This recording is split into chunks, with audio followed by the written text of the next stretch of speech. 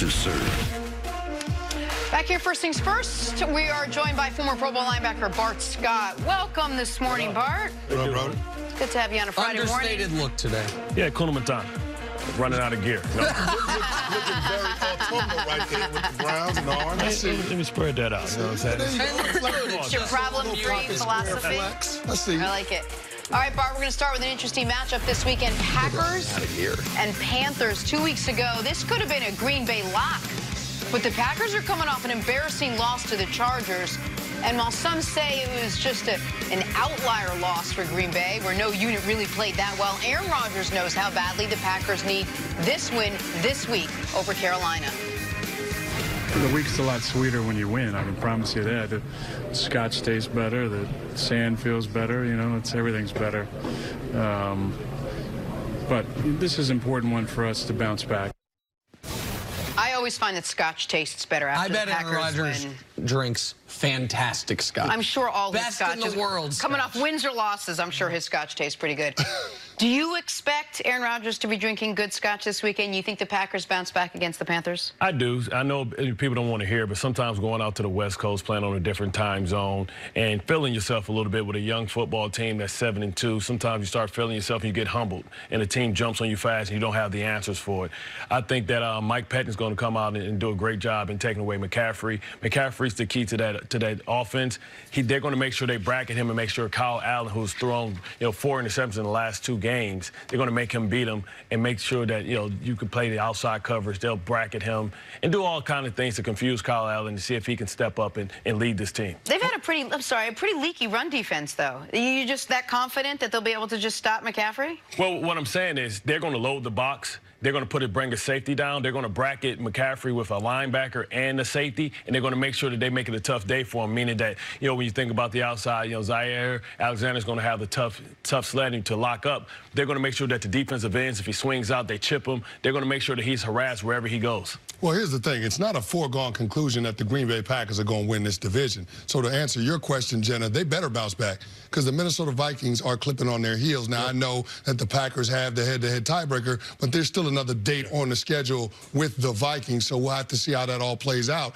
But looking at last week's game out in L.A., I can't ignore what I saw from this Packers offense. I mean, they let the pass rush from the Chargers, Melvin Ingram, Joey Bosa, run roughshod over their quarterback, and you saw how limited Aaron Rodgers was in his production. He had a career-low 61 passing yards going into the fourth quarter. So the formula is out there in terms of how to beat Aaron Rodgers. First of all, you want to play keep away, try to limit his possessions. Can the Carolina Panthers do that? Absolutely, because they have one of the most productive running backs, if not the most productive running back in the NFL in CMC. So that Packers run defense is awfully leaky. Did you just call him that? What do you mean? CMC, that's a new one. No. I mean, it's going around. Take credit for it, it's a thing. Run CMC. Take credit for it. Run CMC. I mean, halfway through the season, he's got over 1,200 yards, 1,200 yards from scrimmage and 13 touchdowns. So you can give him a nickname when he's balling like that. But, I mean, this Panthers team is equipped to do what it takes to be able to give the Green Bay Packers problems. They can run the ball against that suspect Green Bay front seven, and then they can get after the quarterback. And, oh, by the way, the Carolina Panthers are leading the NFL in sacks, and they're getting back their leading sack man, Mario Addison, who had to spend some time away from the team because he's dealing with a family tragedy. But this Carolina Panthers team is a sneaky good team. Green Bay better be careful. Listen, Panthers defense, everything you said about them, I agree. And the Christian McCaffrey stuff, everybody knows how awesome he is. And he is having the type of season a running back has to have in order to be in the MVP discussion, which is record-breaking. He's on pace for 1,700 yards rushing, 700 yards receiving, and as you said, 26 total touchdowns. If he keeps that up, he will be in the MVP discussion, no matter what Russell Wilson, Aaron Rodgers, any of the quarterbacks do. The reason I like the Packers in this game, though, is the reason that I said the Panthers are going to end up regretting moving on from Cam Newton in a year. It is a game like this where if you've got a legitimate NFL quarterback, the Packers would be in real trouble because they have to sell out against the run. Yeah. McCaffrey's too good, and the run defense is too leaky, to your point, Jenna, to be able to stop him without putting 8 in the box, without putting extra attention. And that is the type of game where legitimate not even just top tier, just above average NFL quarterbacks make their money. It's why having the run game is so valuable to a quarterback, because he's going to get one-on-one looks. Yep. He's going to get single high safety. I don't think Kyle Allen can take advantage of it. If I did, I'd pick the Panthers to win this game. If I thought they had a quarterback who could take advantage of those things, they're one of the best teams in football because of everything you said. That defense is playing the way it played a couple years ago, the way they played when they went 15-1. Christian McCaffrey is having an all-time great season. My concern for them is, if you make the Panthers pass, can they? And I don't think they can. Meanwhile, on Green Bay's side of things, I do think the offense will bounce back.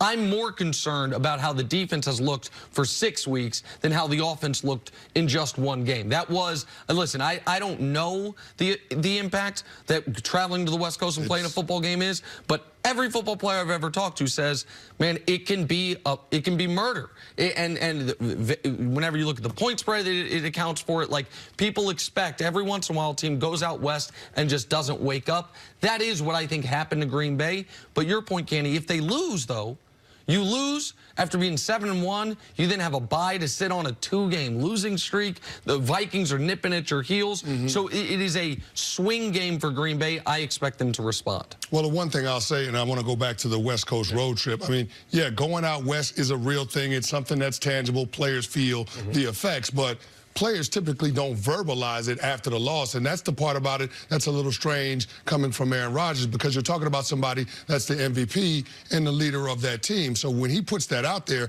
it almost feels like he's making an excuse for a poor performance. So I wonder how they're going to approach this week. Typically, when you lose a game, that's when you get all the mistakes and everything cleaned up. Everybody is hypersensitive to all of the things that led to your team losing the game. But when you come up with excuses about why your team didn't perform well, I'm not sure that you're having that same attention to detail in the meeting room. So how you handle the week after the loss typically determines how you're going to bounce back in that game. I don't like Aaron Rodgers putting the excuse out there before they even go out there on Sunday. Well, he also put the mission statement of the week out there as well. This must be a bounce-back week. So you know the attention to detail is heightened when you have one of those losses, because it's embarrassing to sit there in that film study and get called out by your coordinator, by your position coaches. So you play a little, you practice a little harder. You have those drills, those man-to-man drills. They challenge your manhood, right? They challenge your manhood. We got McCaffrey. If we have to stop him, that's the person we got to stop. The game plan is built around that, and you go out with a sense of urgency and a focus